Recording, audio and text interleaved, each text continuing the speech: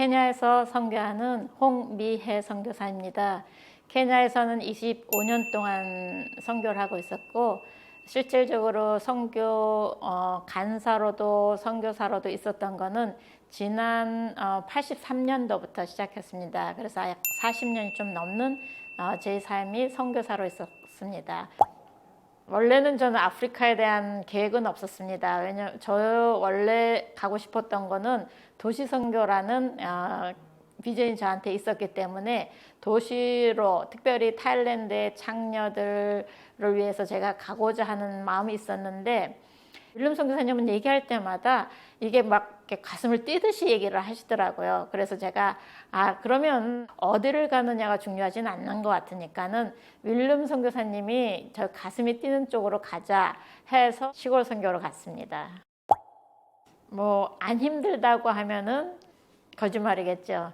그러니까 굉장히 힘든 상황이었어요. 그러니까는 저희가 생각하는 지역이 낮에 기온은 50도가 넘어갑니다. 50도가 넘어가고 집안의 한 38도에서 40도까지 올라가요.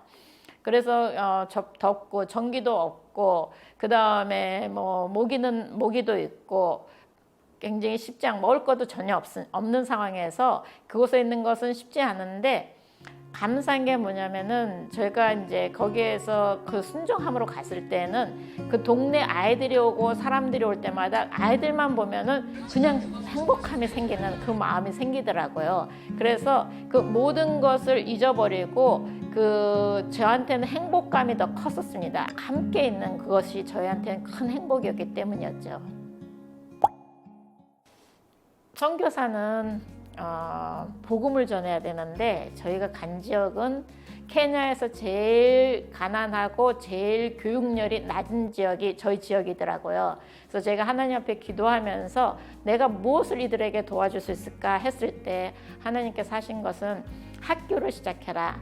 그래서 저희가 학교를 시작했어요. 근데 이제 저희가 7시에 시작해서 12시 반에 끝나는데 그 중에 거의 3분의 1은 저희가 복음을 가르치고 말씀을 배우게 하고 말씀을 외우게 하고 그 다음에 성경 말씀을 창세기부터 해서 매주 단계별로 저희가 가르치고 외우게 하게 했는데 쉽지는 않아요.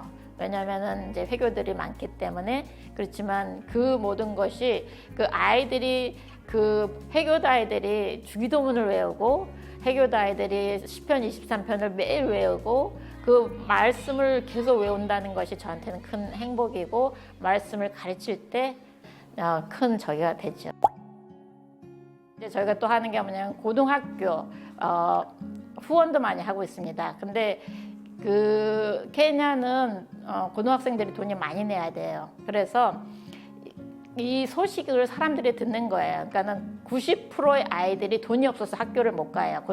국민학교도 그렇지만 고등학교는 더 심한데요.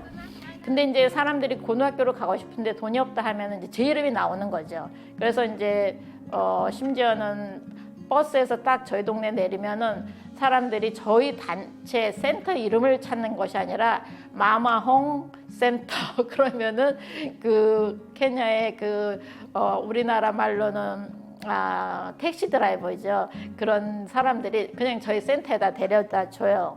그런 만큼 어느 날은 제가 보니까는 아이가 찾아와서 저기 나 그 고등학교 좀 도와달라고 하는데 보면은 거의 100km 되는 그 먼 데서도 왔더라고요. 그렇게 하다 보니까는 이제 제 이름이 많이 알려진 것 같아요. 전적으로 이렇게 모든 사람들한테. 그러면서 그 테러리스트들이 또한 이제 저희들이 외국인이 3명뿐이 없는데 저희 남편 선교사님하고 저하고 다른 한 분이 저기 말레이시아 선교사님 다른 학교를 하시는 분이 있는데 이것에 대해서 굉장히 이렇게 알려지다 보니까는 테러리스트들이 저희 3명을 그 목표를 잡았어요. 목표를 잡아서 납치하고자 한다는 소식을 케냐에 말하자면 안기부죠. 안기부에서 전화가 온 거예요. 저희 도지사한테. 그래서 저희 도지사는 저희한테 전화했습니다. 그래서 내일 당장, 내일이 아니라 지금 당장 1시간 내로 짐을 싸서 다른 도시로 피하십시오 해서 저희는 사실은 지금까지 피해 있는 상황이에요. 근데 이제 저에게 주신 하나님의 좋은 것은 두려움을 가질 필요가 없는 거. 하나님이 누구신가인지를 알기 때문에 두려워할 필요가 없는 것이죠. 그리고 두려운 거는 사단이 저를 두려움을 가지면은 더 두려워질 수 있기 때문에 저는 두려운 거를 받아들이지도 않고요.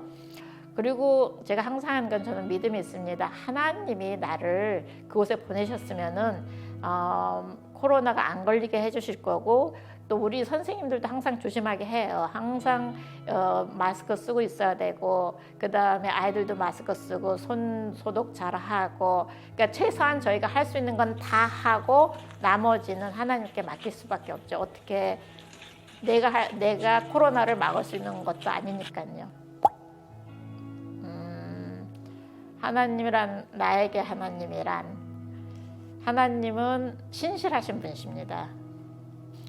저는 그 어려운 지역에 부르신 거에 대해서 감사드려요. 왜냐하면은 하나님은 나를 고생시키고자 하시는 하나님이 아니라 그거를 통해서 저를 축복하기로 하는 하나님.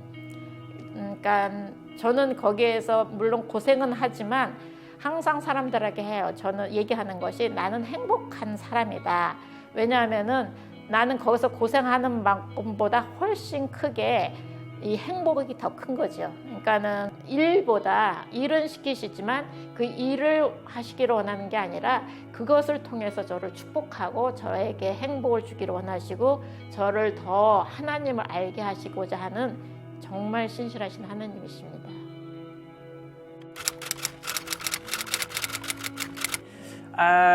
For me, God is just. I've said sometimes, if I had not come into Kenya, I would never have known God, I believe, as I know Him now. We have had so many situations where, we couldn't solve the problems ourselves or find solutions. And God every time came through in such amazing ways, from ways that we didn't expect and from people we didn't expect. So I've really seen God's faithfulness to us, and that when He gives you a promise, He's fulfilling what He says, and if you're obedient to Him, what He's asking you to do, He will follow through, even if it takes some time. 행복이요.